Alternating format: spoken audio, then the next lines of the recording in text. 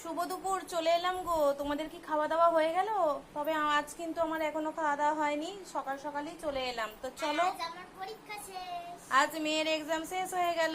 তো চলো আজকে দুপুরের রেসিপিতে কি নিয়ে এলাম দেখে নিই। দেখাও। অনেক সাদা কিছু আছে।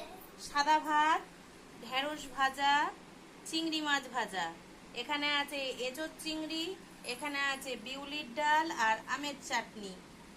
আর কেমন হয়েছে রেসিপিটা বলো? খাওয়ার শেষ পাতে একটু মোসাম্বি খেয়ে নেবো, কেটে নিয়েই নিয়েছি। তো চলে আসো। এঁচোড় চিংড়ি আর এখানে আমার বিউলির ডাল আছে। দেখো, বিউলির ডাল কিন্তু আমরা কিভাবে, তোমরা কিভাবে খাও আমি জানি না, তবে দেখো আমরা কিন্তু এই যে রসুন ফোড়ন দিই, রসুন আর তেজপাতা আর লঙ্কা ফোড়ন দিই, আর আদা মৌরি তেজপাতা বেটে দিই। আদা মৌরি তেজপাতা যদি বিউলির ডালে বেটে দাও, তার একটা সুস্বাদু হয় আর খেতেও ভালো লাগে। তোমরা এইভাবে বিউলির ডাল করে খেয়ে দেখো।